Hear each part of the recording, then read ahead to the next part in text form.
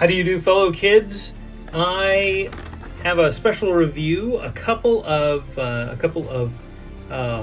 Masters of the Universe figures that I found in the wild, Roboto and Ninjor.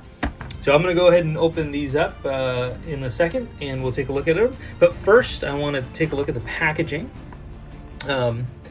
Roboto, modern posing, retro play. Twist his waist, unleash his robot power. All right, and on the back, we've got some great artwork of Roboto fighting with Triclops, and in the background is looks like Cobra Khan. It says, "Built to be mighty and programmed to be courageous, Roboto protects his friends and defends Eternia." Great artwork. Don't think I see any other characters in the artwork. Some cool volcano back there. Of course, there's the cross cell. He is part of the same wave as Zodak, Merman, and She-Ra, which I have previously opened. I actually found the three of them together, and I was missing Roboto. Roboto is one of those characters where I think I had him when I was a kid, and he had that action where you twist his waist and the gears inside of him move, and this thing goes up and down. Now, I've always thought that was his mouth, but people have said they thought that was a visor, like a knight's visor or something like that. It definitely is made to look like a knight's visor, and he also comes with these three modular arms. He's very similar to a G.I. Joe Bats, and curious to know what the dates are on who beat who to the punch on the modular arms. So Ninjor is actually part of a separate wave. I found him all by his lonesome self on the pegs, but he is part of a wave with Stratos, Hordak, and and Triclops. He is Ninjor, so he's obviously in this wave. He comes with some great accessories. He's got a sword, nunchucks, and a bow, just like Storm Shadow, except he is a black ninja and not a white ninja.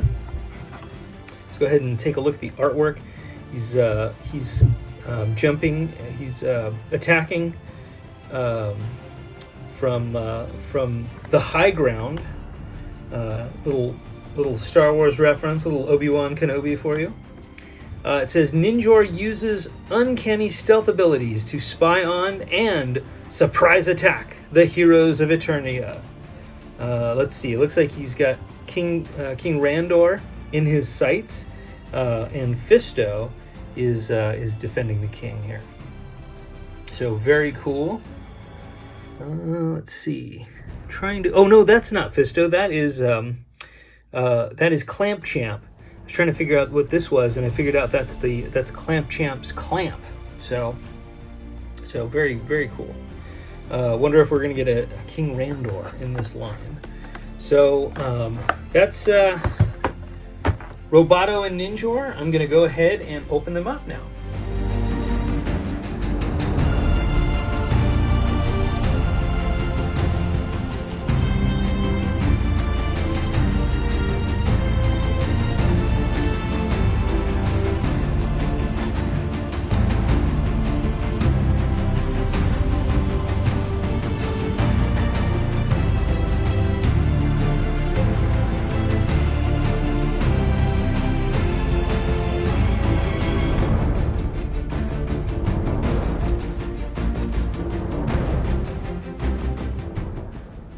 All right, I've released these guys from their packaging, and they are pretty stunning.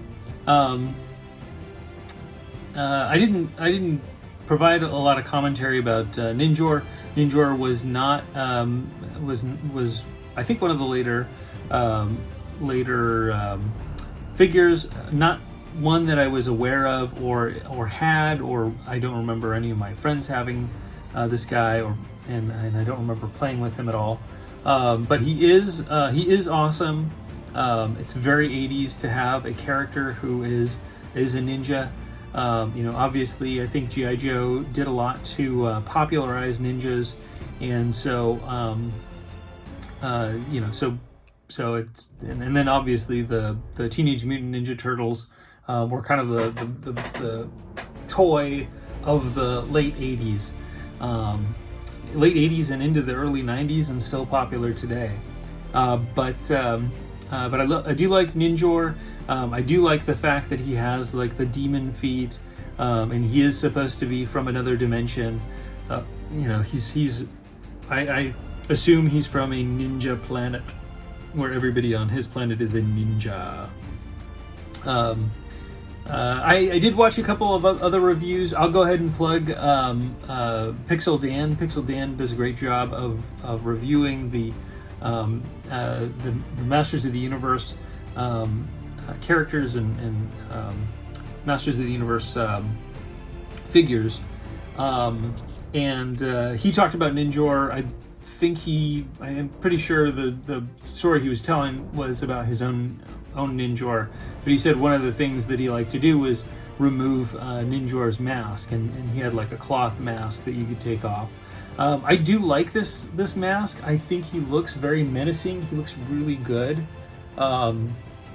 It's a great sculpt.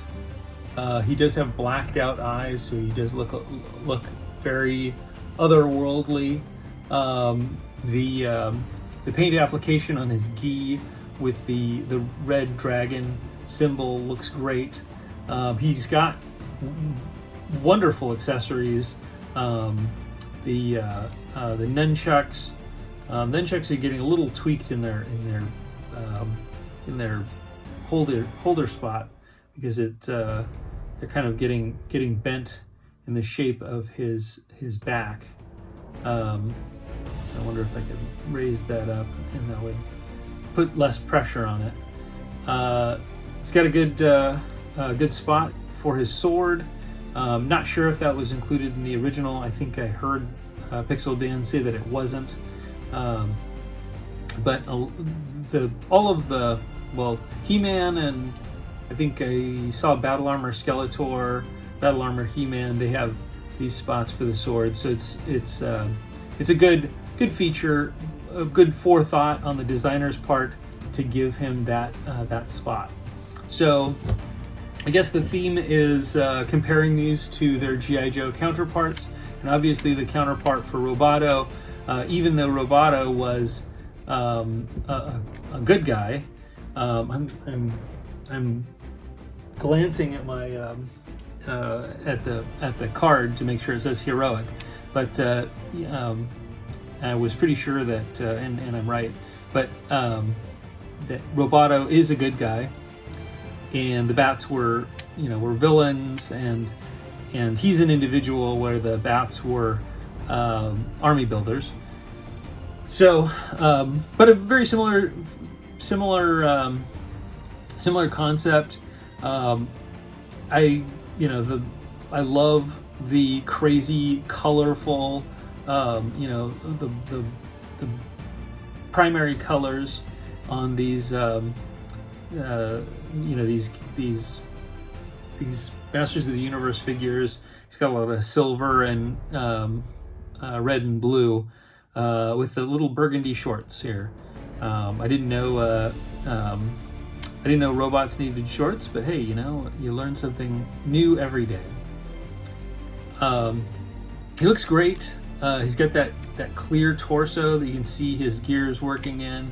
I think the other thing that Roboto reminds me of is the characters from Rick and Morty that had the gears all over, and Rick had exchanged some gears for some guy who was trying to withhold information or something like that, and a bunch of gearhead people walked in and saw that his gears were all mixed up, and they threw up because it was because they couldn't handle the mayhem that they were seeing, the gears out of place on a robotic alien person. But I have to give the points to the bats. I do love his attachments. He's got some great attachments.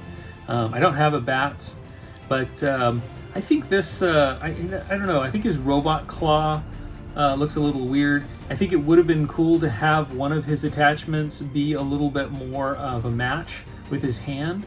The other thing is that if he had a silver hand that was more humanoid, he could grip a weapon. Well, I might have to grab a.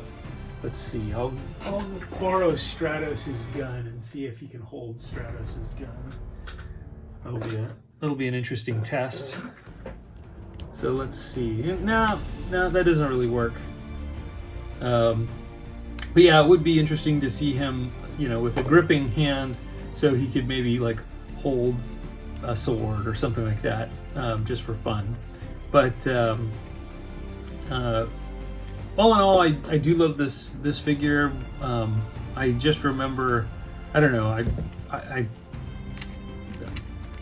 probably spent hours just twisting his waist, just so I could see the action going on. And I'm pretty sure that's supposed to be his mouth. You can kind of move it slightly.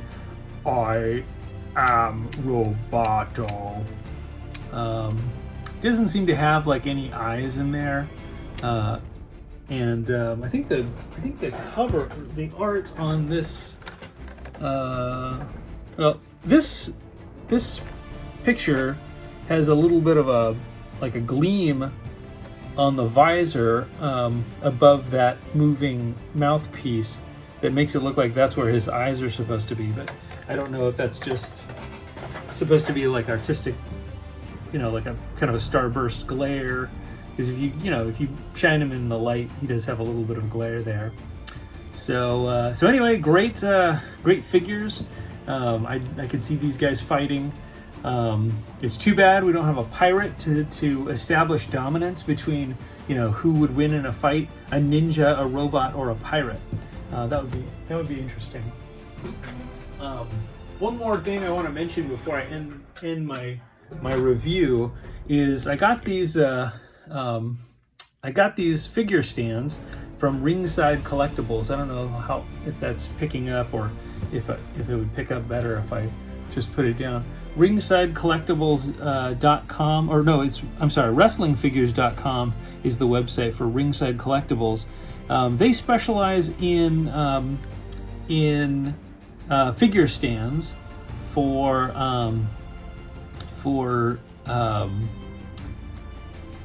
wrestling figures that are also made by Mattel, but they do work really well with the Masters of the Universe figures. So great display stand for the MOTU Origins.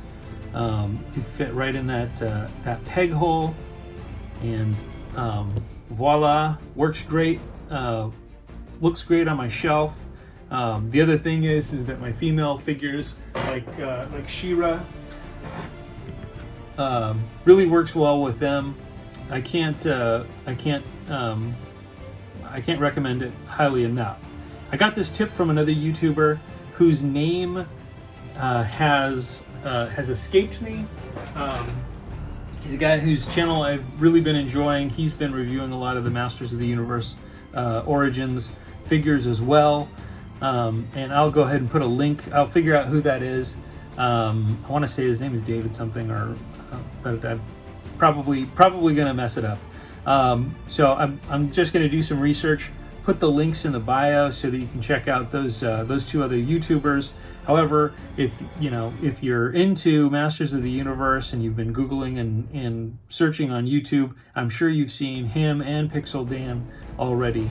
So that's it. You got a review and a good referral to another great YouTube reviewers. And I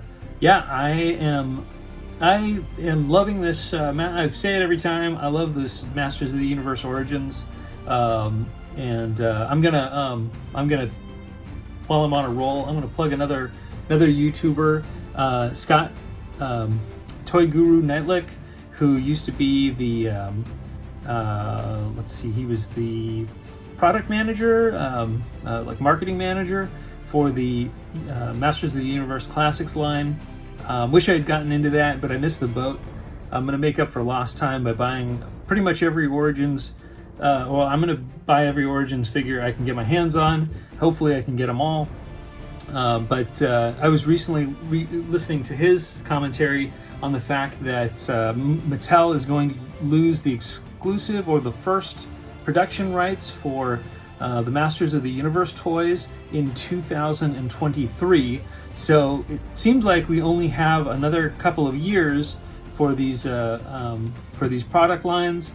I definitely hope that they continue with Origins. I think at a certain point you're gonna run out of figures, and I mean, there's always ideas on the books. I mean, they're definitely getting out some great ideas. We're getting deluxe versions of Battle Armor He-Man, which I haven't gotten yet. I haven't seen in stores. Battle Armor Skeletor. There's a deluxe Hordak that I've heard of, and I'm sure they're going to be able to do some cool alternate versions of figures. I noticed that my Roboto's axe is a little bent. But anyway, back to my point. It seems like they could just keep doing these over and over again.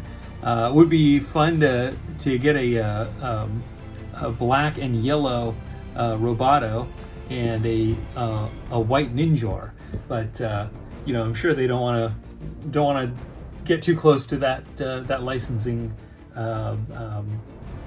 that licensing problem. So anyway, well, that's my review of Roboto and Ninjor. I got them right here. These guys are great figures. The one thing that I have to say about Masters of the Universe is Masters of the Universe was always kind of defined as each figure had their own little gimmick, which was a lot of fun because you just kind of like figure out a gimmick and then you kind of create a character around that. And obviously, like this translucent chest with the mechanics in there lend itself well to a